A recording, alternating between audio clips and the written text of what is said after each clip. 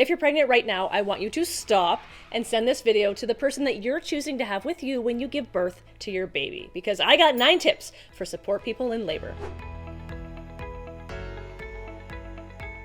All right, this one is for you, the support people and the partners, the ones that are going to be there when someone's having a baby. Now, whether you're supporting your wife or your girlfriend or your partner or your daughter or your neighbor or your best friend, whoever it may be, you could totally just drive them to the hospital and then watch them have a baby. Like, that's a really cool experience to be a part of, right? But wouldn't it be better if you could actually be involved in that childbirth and help them decrease birth trauma and help them feel like they had a really empowered birthing experience? And I think we both know that the answer to that question is yes. So my name is Tina, and I'm a labor and delivery nurse. So I have met my fair share of support people in labor, and I can tell you what makes a really great support person, and I can also tell you what makes a not so great support person. So I've got 9 tips to help get you there. Not there. There. So the first tip is tip number 1 for a reason, because all the other tips sort of trickle off this first tip, and that is you have to realize this is not your fight to fight. This fight belongs solely to your partner. And once you realize that this battle is not yours, your job, your role, your responsibility, it becomes making this birthing space safe for them, making it so that it is a space that allows them to become their most empowered self so that they can fight that fight to the best of their abilities. So let's go over the other tips to help you make that happen. Tip number 2 is to be involved and informed. Read the articles that they send you. Go to the childbirth classes with them. Talk about their birthing preferences, or if they write a birth plan, go over it with them so that you know what they are expecting and what they are hoping for during their childbirth. Because I can tell you one thing, when that person is in active labor and they are contracting and they are focused and they are concentrating or they are in pain, that is definitely not the time to be going over your notes and figuring out what they want you to be doing for them or what they are hoping for their birth. So be informed ahead of time. My third tip, set the mood. Actually, not like that at all. Just know what your partner wants that room to look and feel like, and then you make it happen. And I think a lot of times, especially in the hospital, we take for granted the fact that your birthing environment can actually feel and sound and look like you want it to. It just takes a little bit of effort and planning on your end. So for example, if you want the lights dimmed for your childbirthing experience, and then a staff member comes in and blows the lights on, and then they do what they need to do, and they forget to turn the lights off and they walk back out, guess what?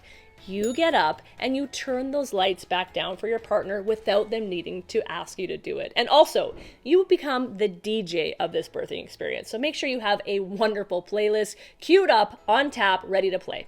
Next up, be a snack ninja. If your partner has decided that they do want to snack or eat or drink in labor, then your job is to have the snacks or have the meal or have the fluids ready to go. And the time to buy these snacks, by the way, is definitely in the weeks leading up to the end of the pregnancy. Have them in the hospital bag and ready to go, because between me and you, the time not to buy these snacks is on the drive to the hospital. If you got to pull up into the 7-Eleven to get the snacks on the way, they're going to be really, really upset with you. And then also, if they are feeling snacky, you need to have those bags open and have that snack ready, because likely the time that they're going to want to eat these snacks or the meal is in between contractions. And when labor gets going, that time between contractions kind of gets a little bit short. So have them ready to go. Also, if they are only doing clear fluids in labor, your job is to have them on tap. So have the cup of ice filled, or have the ice water there, or have the ginger ale, or have the apple juice at the temperature that they like. Yes, they are allowed to play Goldilocks a little bit. They are having a baby, but have those cups full and ready to go. Coming in at number 5, this one's a big one. So if you take anything off of this list, please let it be this one. Don't complain. And you're like, who would actually complain? Listen, you would be surprised, okay? Don't talk about how bad your back hurts from sleeping in the chair the night before. Don't say that you're so hungry or ask how much longer, because if you are only there as a spectator and you are not there as an involved support person, you're actually more of a hindrance than you are a help, and it's incredibly distracting to the person that is giving birth. So if they say like, I'm so tired, your response probably shouldn't be, yeah, me too, okay? Don't make this about you, because even though it's your baby, remember who is fighting the fight. On the list at tip number 6, take tons of pictures and videos. Now these could be posed and cute, or these could be candid, and your partner doesn't even need to know that you are taking them, because they could look over the 1,000 pictures that you took and be like, ugh, these are terrible, I didn't know you took these. Or they could be like, these are so beautiful, I didn't even know you caught that moment. You can always go back and delete pictures, right? But you can never recreate those moments and those memories once that childbirth experience is over. And if you're taking pictures and video, here are 2 I don't want you to miss.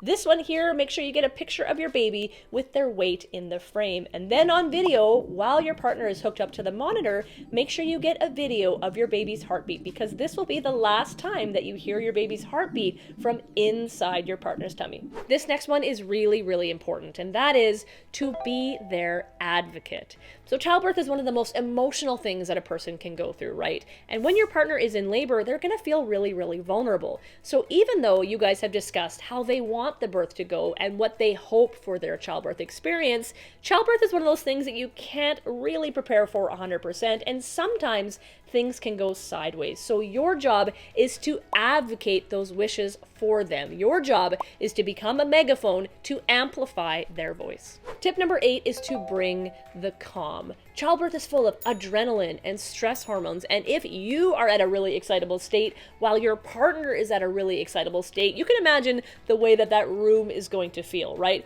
So during times of intense emotion or unpredictable events, even if you are panicking inside, your job is to have as calm of an outer presence as you are possibly able to do. Do those breathing exercises with your partner to bring them back down to a calm level, and do whatever you can to bring the calm in. And my final tip is to offer encouragement or words of affirmation. You can say things to them like, you're so strong, or you're such a good mom, or you're one step closer to meeting your baby. I mean, yeah, you could just like sit there and yell push at them, and I'm sure that that would work eventually, but like, don't those other things just feel so much better? Find out what makes them tick, find out what means something to them, write it down, and then say those things to them when it really matters. All right, I'm gonna give you one more bonus tip, and that is, if they're okay with it, be a hands-on birthing partner, because tools like counterpressure, it can actually help them cope with the labor contraction pain, so give that a whirl. I promise you this though, if you are an invested, supportive birthing partner, you will make a difference in their birthing experience. You matter. Your presence matters. If you like this one, give it a thumbs up. Let me know in the comments what you are doing to help your partner through their childbirth experience, and I'll see you in the next one.